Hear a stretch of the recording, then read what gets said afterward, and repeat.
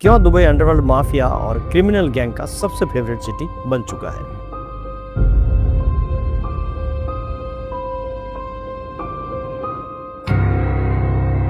The new crime capital of the world is Dubai has become home to nearly all of our biggest organised crime bosses. Dubai, it seems, has been the perfect place to do dirty business. The criminal activity props up a lot of what keeps the UAE the bright, shiny city that the UAE is.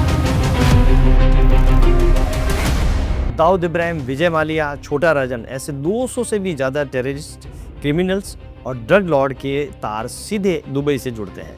लेकिन यहाँ सबसे अजीब बात यह है कि इतने criminal होने के बाद भी ये दुनिया का सबसे सेफ सिटी है। इसे कहते हैं द न्यू क्राइम कैपिटल। एक तरफ 26 बिलियन डॉलर की चोरी करने वाले यहाँ पर प्रोटेक्शन में हैं और दूसरी तरफ अगर आपसे 5 ग्राम ड्रग्स भी पकड़ी जाती है तो सीधे डेथ पेनल्टी। आज हम दुबई की उस चमक के पीछे छुपे अंधेरे को अनलॉक करने वाले हैं। तारीख थी 20 अक्टूबर 2025।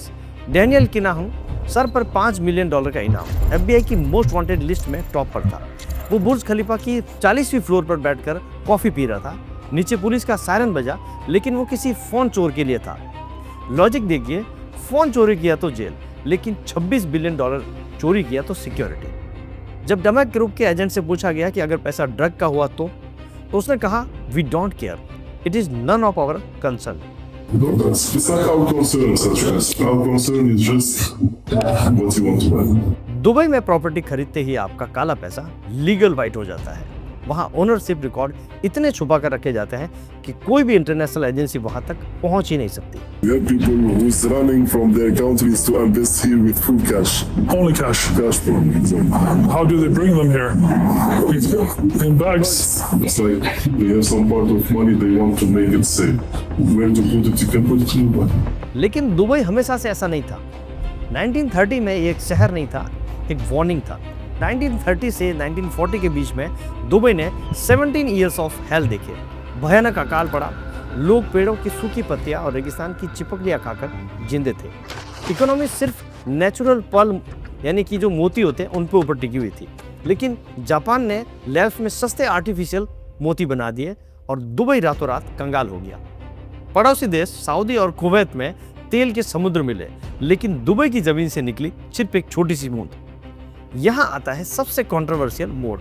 साल 1958 लंदन की एक मीटिंग, सामने बैठे थे ब्रिटिश ऑफिसर्स और दुबई के भावी रूलर शेख रशीद। उस मीटिंग में शेख रशीद ने एक ऐसी लाइन बोली जो अगली सुबह ग्लोबल हेडलाइन बन गई।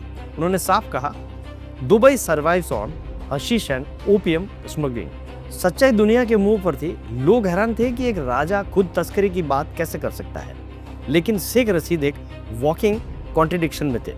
उन्हें पता था कि अगर अपने लोगों को भूख से बचाना है तो हाथ गंदे करने पड़ेंगे। दुबई एक ट्रांजिट पॉइंट बन गया जहां काला धन, काला पैसा, शराब और अफीम का लीगल ट्रेड सीधे राजा की नजरों के नीचे चल रहा था।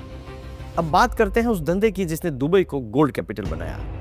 आज़ादी के बाद इंडिया ने अपने डॉलर रिजर्व बचाने के लिए गोल्ड पर भारी पाबंदी लगा दी। यहाँ दुबई ने अपना एम्पायर खड़ा कर दिया। लॉजिक बड़ा ही सिंपल था।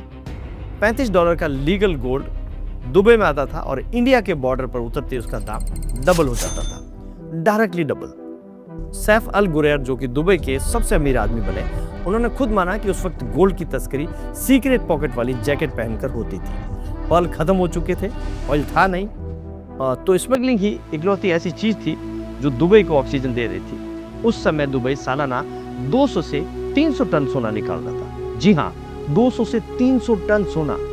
अब यहाँ पर एक गहरा सवाल उठता है, क्या शेख रशीद को डर नहीं था? वो कहता है ना कि आप अपने ही पॉकेट में सांप को नहीं रख सकते, क्योंकि वो एक दिन आपको जरूर काटेगा। लेकिन शेख रशीद ने दुनिया के डेवलप्ड देशों के इतिहास को रैशनली पढ़ना शुरू किया। उन्होंने देखा कि बड़े बड़े देश डेमोक्रेसी या टैक्सेस से नहीं चलते। उनका इतिहास स्लेवरी, लूट, वॉर गेम्स और चोरी के पैसों से भरा हुआ था। लंदन आज फाइनेंशियल कैपिटल लगता है, पर इसका पहला काम था कॉलोनियल लूट और डिक्टेटर्स का काला पैसा छुपाना। आज भी दुनिया का 40% डर्टी मनी लंदन से होकर गुजरता है। London has become the dirty money capital of the world. Britain's very own Deputy Foreign Secretary has made a rare admission. He says nearly 40% of the world's dirty money goes through London. Switzerland, इन्होंने Nazis का सोना और दुनिया भर के तानाशाहों का पैसा banking secrecy के नाम पर डकार लिया। सिंगापुर लोगों के नियम कड़े पर पैसों के लिए नियम एकदम नरम। शेख रशीद की साइको सोच जाग चुकी थी। उन्होंने समझ लिया कि दुनिया जैसी दिखती है वैसी होती नहीं। एफिशिएंसी हमेशा मॉरलिटी के बाद में आती है। इसी कोड का इस्तेमाल करके उन्होंने जेबल अली पोर्ट बनाया। नियम बिल्कुल साफ थे, 100% foreign ownership, 0 corporate tax, no question asked. ये वो सिस्टम था जिसने ग्लोबल कॉर्पोरेशन को खींचा, साथ ही स्मगलर्स और मनी लॉन्डर्स के लिए एक परफेक्ट इकोसिस्टम बना दिया। आज दुबई में 35 फ्री जोन्स हैं जहां लीगल और इलीगल पैसा एक ही हाईवे का इस्तेमाल करता है। चाहे वो दुनिया के स्कैमर्स हो या इंडिया के बड़े बड़े स्कैमर्स, सबके लिए दुबई एक पार्किंग लॉट बन गया। तो क्या दुबई इमोरल है? सच तो ये है कि इन बड़े देशों ने मॉरलिटी को इन्वेंट ही नहीं किया, उन्होंने इसे अफोर्ड किया। जब आपके पास अपनी चोरी और लूट से कमाया हुआ अरबों का फंड आ जाता है, तब आप ह्यूमन राइट्स और एथिक्स की बातें करना शुरू कर देते हैं। शेख रशीद ने बस उस पर्दे को हटा दिया। उन्होंने कोई नया खेल शुरू नहीं किया, बस सदियों पुराने खेल को डिकोड किया। क्लीन सिस्टम भूखे शहरों को नहीं बचाते हैं, एफिशिएंट सिस्टम ही बचाते हैं। जो लोग इस गेम को नैतिकता के तराजू पे तोलते हैं वो सिर्फ दुनिया में रहते हैं, लेकिन जो इसे लॉजिकली डिकोड करते हैं वो दुनिया को चलाते हैं।